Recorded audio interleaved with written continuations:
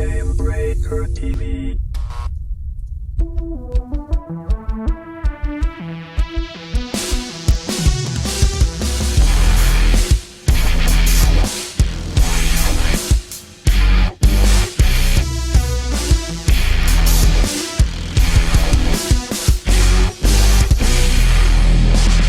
What's up, everybody, and welcome to episode number 2 of Monty's Minutes, the show where you have questions about the video game business. He has answers. Joining me, of course, as always, the one, the only Mr. Monty Sharma. How are you, sir? Fabulous. How you doing, Gary? Good, good, good. We got some pretty amazing response to episode 1.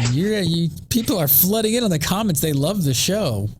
I got to say, I was surprised and thrilled. It was great. I'm just happy we got so many comments and more questions.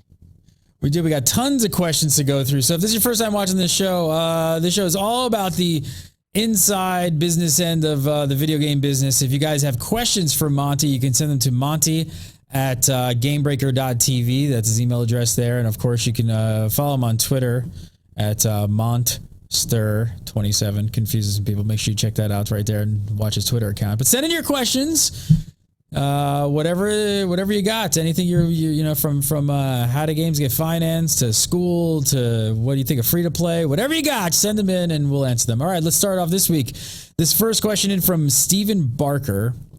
And here's what about school. So Stephen says, as someone studying video game design, what should I aim to have in my portfolio after graduating for a job in games design? He says 3D artists can have 3D art. Concept artists can show drawn pictures. But what is a company looking for specifically, in a designer? It's a bit vague. Good question. Good question. Yeah, and design is actually one of those hard entry-level positions because as much as you know coming out of school, you don't know that much. So it's really something where you've got to show what it is you've done. And sort of one of the fundamental things I always say to students is, students, when they newly have graduated, they'll make tofu. They're like these chunks of protein, but there isn't a lot of flavor there. And what you have to do in your years in school and after you graduate is you have to add that flavor. So to do that, it means go to every game jam you can possibly go to and be there, be part of it, contribute, and show people these are the games I was involved in. At Mass Digi, we run a game contest and we run a summer program and some internships, so lots of different ways for students to get engaged in real game development projects. And if you're interested in any of those, follow us on Twitter. It's at Mass, M-A-S-S, _Digi, D-I-G-I. The underscore is important because some squatty little freak is holding the other one. He's squatting on you. And another big, it's definitely not a secret or something, but I think, one of the other big things is make sure is go to every conference. Yeah. Right? You need to make friends with these people. It's a very small industry, right? Like once you've even, the MMO market or the console market, like once you start going to a few GDCs, once you hit like 2 or 3, you start seeing the same faces and you just start meeting the same people. And like that's super important. Yeah. And even without going to another town, I mean, in Boston, we've got Boston Postmortem, Boston Indies, Boston Unity Users Group. Mass Digi runs events.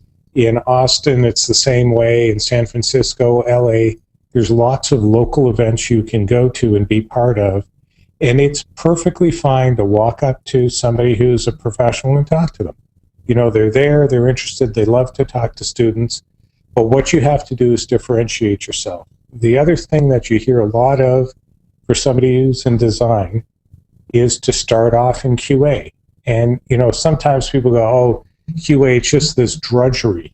And that's not really true. I mean, modern QA is, yes, some of the time you're testing to a plan like we talked about yesterday, but they're also looking for people who have insights into what's happening in the game. So somebody who's playing the game and writing a nice report that says, hey, the balance is off here or the combat mechanism, it just doesn't feel right.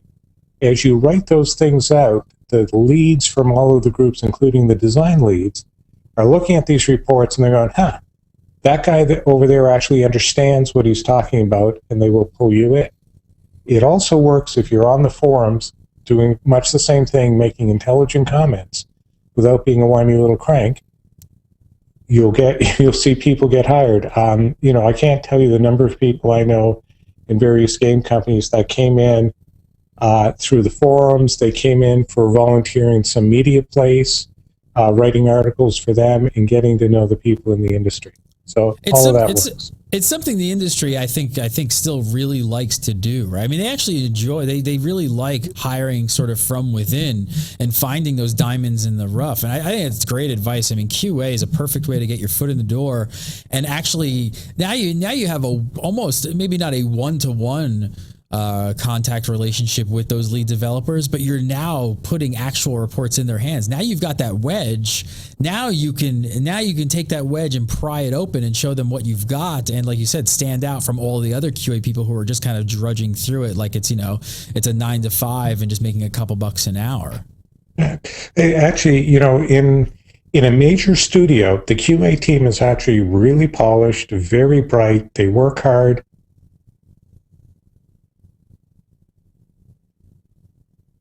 I think you got muted there, Monty.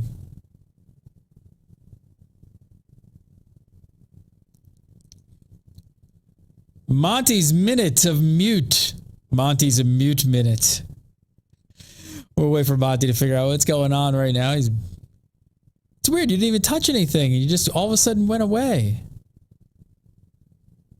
Oh, how about that? I think you're back. Oh. No, maybe just it's connecting. Connection. It was a connection issue or something like that. Sorry, so we lost the last bit there. That was good, a meeting. So it had a little hissy fit, but it's back. So what I was saying is QA is actually a destination job for people now that getting into QA and really sort of taking apart what's happening in a game and being part of that influence of design is an important role, and people are heading there. Do you think most people actually in those positions are aspiring game designers? The other thing I'll say to students is don't put yourself into boxes. Okay, if you're an artist, don't say, "Hey, I'm a concept artist" or whatever. Hey, I'm an artist. I like concept art. I know how to do 3D modeling well. But I'm willing to learn and change because the depth of knowledge at graduation just is not that deep. So start out anywhere you can start out and then work from there. And what you'll be amazed to find, I mean, I know people who have been in the industry, 20 years, and they say, "Hey, I'm a tools programmer and I love tools programming." Well, that's not what, you come out of school saying, "I really like this," or "I really like the issues around networking and I'm really good at it." So, you get in and you evolve, you see what a real game company's like, you learn, you change, you're happy. All right, so that's all good and fine. So he's got some great sound advice about where to get out, start talking to people, go to Q&A. But I still want to go back to really quickly and say, like, well, what is the he still needs a resume, he still needs a package. People are still going to say, "Hey, okay, well, send me, your resume." What does Stephen put in there? He should talk about the game jams he's involved with. He should talk about local industry associations that he's engaged with. You've got to do everything you can to find an internship or to work on a real game. And if you can't find an internship with somebody else, you should just turn around and start making a game with friends. If you're in the game business, if you're in the game program, you have all the tools necessary around you. Start building something. And when you see students who have actually disciplined themselves to the point that they've built something while they're in school, it is actually quite impressive, and game companies will see that. So all of these things, differentiate you. We had a mentor this summer who actually came in to meet with the students we were working with, and he brought in a whole bunch of resumes that he had anonymized from people who applied to jobs with him. So, everybody could see what it was. And it really came down to, when you look through a pile of resumes, it's who's differentiated themselves by stepping forward and doing something. And I think, tell me if you agree. And I've heard developer after developer talk about this, and even early developers who are kind of, still green, just getting their feet wet. But the one thing I think a lot of people realize early on is shipping is just such a huge thing to put on your resume. If you can be a part of, even on the smallest level, like Monty said, like, being an intern, if you have shipped a game, it just looks amazing. It looks great on your resume. So you should definitely be shooting for something like that, even on any level, just something that actually ships. Absolutely. And that's why, I keep referring to the students in the summer. We ran a summer program where we brought in 18 students. They worked 11 weeks on 3 different games. And one of those was Nanoswarm. We've got a link to it. It's up in the App Store right now. But Nanoswarm, they built it, and it was good. And I'm sure, anybody who plays it will say, hey, interesting, or, gee, it looks like students built it. But they actually got it done. They got it shipped, and they learned a lot in that finishing process of shipping it. And now they're learning even more as they're doing the next rev to it. Because they're saying, we got it out the door. Now that we've put it out, we realize we've made these mistakes. We're using analytics to figure out that, hey, people hit a wall here. This level's too hard. This mechanism isn't explained well enough, and they're going back to adjust that. So that, getting it out the door, that polished learning you get, and then revving it, of analyzing yourself, figuring out what you did wrong, and making that better, that's critical in a game design. So check it out, Nanoswarm. We'll put a link down in the show notes below directly to the iTunes store. Free game. Definitely check it out and leave us some comments and actually let us know what you think of the game, and we'll make sure the students check that out as well. All right, let's move on. We got another question about the industry here. Charner Booney says, I'm an English major looking to get into video game writing after graduation. What would be a good internship position to apply for just to get my feet wet in the industry? So now a writer. Yeah, and writing is even a little bit harder than design because there isn't sort of a clear path. And there, you can go the QA path, you can go the community path because you can clearly express yourself. Once, as you're doing it though, elements of fan fiction or writing a short story or things like that are deep in the universe, it actually gets picked up. So, the folks in the community side of any of these major studios, they're looking at things like fan fiction, and somebody writes something and you get good reviews from other fans, and it's like, hey, that guy actually understands our lore, can write, and really cares about what we're doing. So, never forget that the folks in game development are the same as you. We're a bunch of geeks who, went through life maybe in an odd path, and we love people who love what we love. So show that love, show that expertise, and that actually will carry you. You think? Do you think people that some of these people looking to get jobs, do you think they should really be looking at location as well? I mean, that kind of popped in my head is like, where game companies are kind of located. Part of the, some people might be in some kind of odd pockets of the United States, and it's going to be really tough for them to even find a QA job. Yeah, no, that's actually a really good point.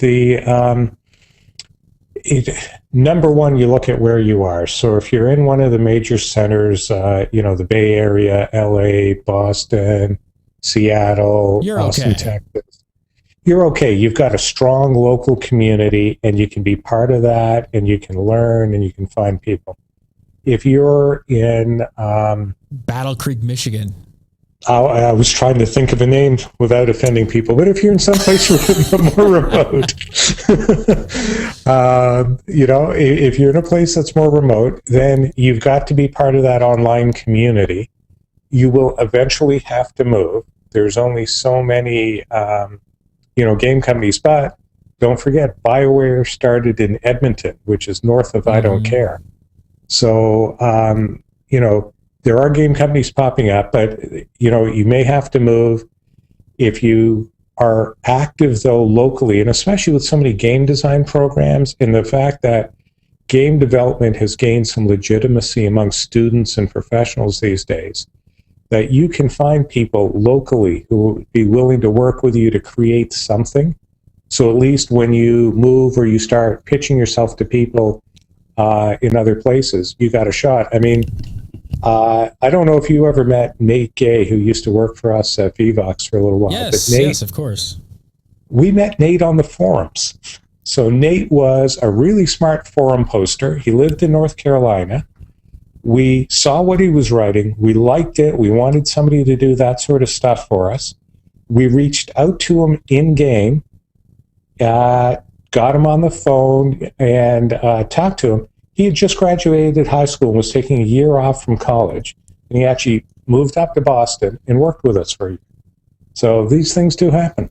It's and I'll even back up the story, right? Just to kind of give more context to it. And it's we can talk about, you know, the how Gamebreaker started. So exactly. I started doing a podcast with an old buddy of mine. I won't even say the show because I don't want you all to find it. But started doing it with my buddy Ryan, and within 6 months to a year, the show really took off. People in the industry were paying attention, and they could tell that he was very intelligent, very creative, and he was a writer. Perfect example here. He was a writer. And you could see that creative side of him would come out on the show because he would come up with these elaborate stories, and he's very animated. So he was able to tell those stories in a really interesting way. He got hired by CCP, and he went and worked on EVE Online and World of Darkness for, I don't know, a couple years in Atlanta. So, it's like I do think that, just like you said, be visible is probably, now with the internet, like you've got things like video and podcasting and video podcasting and you can use all of these different things to kind of get your voice heard and post these things on the forums and get the devs to take notice. All right, next up here, this one, Michael Byrne says, first of all, he says, thank you, Monty, exclamation points. He says, thank you. So he says, after doing a bit of research, I will be interested to see some of your thoughts on education and the games industry. Seeing as I just completed my BSIT, I can't break in, lol. So, yeah, look, if you have a choice in anything you do in life and you can code, life is going to be better. It doesn't matter what kind of coding you do, it's a gateway. If you're not coding, you've got to look at the game industry as the paths in, might be QA, it might be community. It's definitely going to game jams. So I don't know how many, maybe if you're in Battle Creek, you might not. We're going to get all sorts of mail from Battle Creek. You might not be familiar. The only person that's there is Josh Allen from Legendary. That's why I picked it. He's the only one. But, he should hold a game jam. And all game jams is you get a bunch of people together for 24 hours, you break into teams, and you build a game. And so you've hacked together some art, there's a little bit of code, you've got some design there. But it really gives you an opportunity to explore thoughts and figure it out and understand what all the problems are in building a game. And it's an awesome experience. But doing those things actually matter, and keep trying. I know I met one guy who actually finished a game program. I ran into him at a local industry event, and he said, yeah, I finished the program, but I'm working for some, finance company or something like that, writing software. It's like, good Lord, there's lots of spots in the game industry. We'd love to have you, but he hadn't made the right connection. Mm-hmm. So luckily, I had just gotten a call from a friend in the industry who said, hey, we're looking for somebody who can do this kind of coding. Bing, bang, boom. He's working there now. So it's just keep trucking, keep going. Most of us in the industry today spend years doing other things before we ended up in the industry. Just don't let go. Very, very, very true. Keep trucking. All right, next one. This one is from Xavier E. Page. Xavier says, he wants to know, he says, is the MMO market too saturated at this point? We have World of Warcraft, Rift, Terra, Dungeons and Dragons Online, Guild Wars 2, The Old Republic, and several others. Is there some winner in all this madness? Yeah, so we talked a little bit about MMOs last time, and the thing I'd say is I think the MMO market still has room to grow. It's not going to grow in the way it has of a big game that sort of dropped on you with tons of money poured in. I think what EVE Online did was fascinating. They don't have the problem of startup areas. They don't have to collapse servers, all of that sort of stuff, which gives you a very interesting setup. And the sort of sandbox nature of it makes it so you don't have to constantly build content. And so you can play EVE Online and you can dip in and out, granted with several hours of relearning every time you dip in. You can dip in and out of EVE Online in ways you can't with other MMOs. So I think what we're going to see is a new wave of MMOs that come out, and it could be something that starts as an RPG and expands into more and more shared spaces and things like that.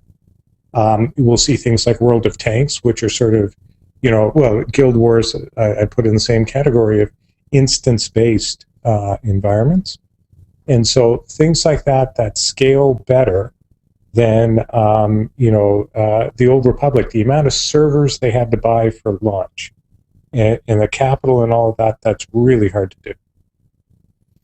And I think the question, I feel like the heartfelt like gamer side of this question, right? And in going, I'm looking for a home, and I almost feel like it's a little from the business standpoint. I think a lot of these games that are mentioned here are winners, right? They're all winners in their own right. Like understanding what's going on in the back end. This really depends on how you define winner. Like, is it finances? Is it financial? Is it player base, or is it just somewhere that you found as a gamer? So you could almost say to some respect, all of these are probably, some are a little here nor there, and there's a little like rocky road right now for a couple of them. But for the most part, a lot of these games are pretty successful.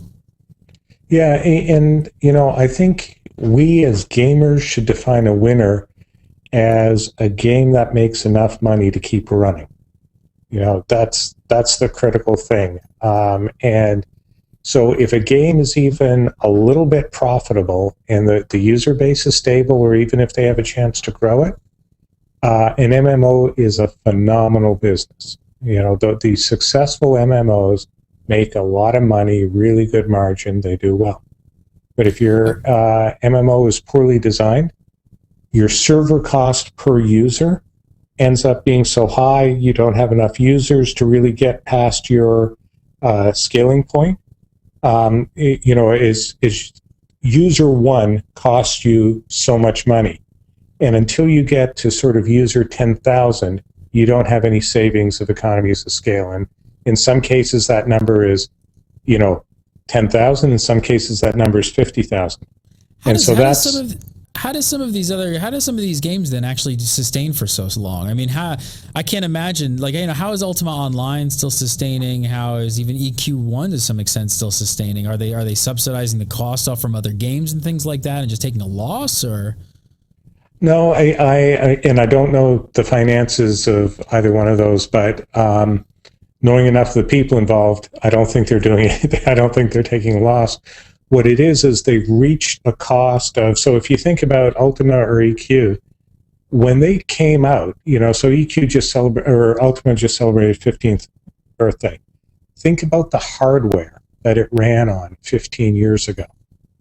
So even with all sorts of changes, my laptop is more powerful than probably all of the servers that initially ran EQ originally.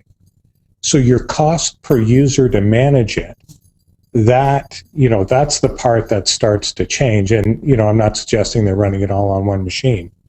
But what I am saying is the cost per user gets quite low at that point. Yeah, you hit some sort of scaling point, and now you can run.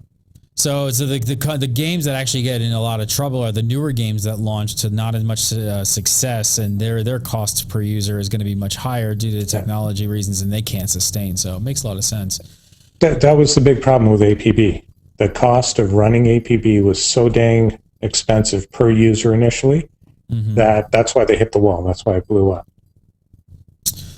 All right, last up from on this week's roster, Jeffrey Fusco has a question that I'm very much interested to hear your thoughts on. He says, do you think the Ouya's model will be successful financially? If you guys don't know what Ouya is, it's an Android-based console that was put up on Kickstarter, raised an incredible amount of money. I forget what it topped out at. It was like 5.5 million or something, somewhere in that range. I'm one. I invested. I ponied up the $100. I can't wait to see this thing work. But yeah, is this going to be successful? What do you think? And I didn't pony up the $100. So I think they're going to have a hard time. So the problem with Android is that every sort of Android device, every variation of Android ends up dicing up the marketplace. And a lot of times when you hear Android numbers, you hear about the aggregate of all of these Android users out there. So the problem for Ouya is going to be, how do you get enough users that a game developer is going to customize, build, port their game to your platform and to those specs? So you don't think it's going to make it, huh? Audio just cut out again. I think you're back up. Can you hear me? Our little audio connections this week. And well, I don't know if we're gonna get this back at all, but I think the Ouya is fascinating. I think it's bold. It looks sexy.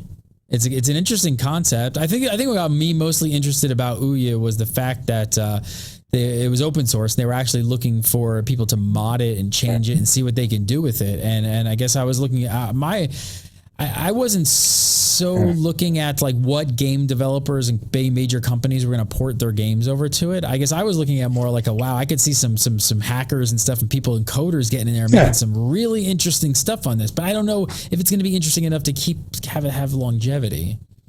That's the problem. So, this is a show about business. And that's the thing is, modders and hackers, hey, look, I've got all sorts of things in my closet that were cool little things that I got to muck around with. That's great. Most of the companies who made it went out of business. So Ouya's got to draw the content to make it worthwhile to have that at $100. So if you look at sort of console pricing, you're going to see PS3, Xbox 360 into that same price range. You'll see in the next couple of years, another generation of console, and we'll talk about that in a future show. But all of those things are going to put pressure on Ouya, and what Ouya's got to do is come up with content that makes guys like you pay for it. Content is king, right? That's right. Monty Sharma, follow him on the Twitter at Montster, MONTSTER27. And of course, if you have questions for Monty's Minutes, send them over to Monty, MONTY, at Gamebreaker TV. Another week. Monty, great show. See you next week. We have some more questions. And see you next week.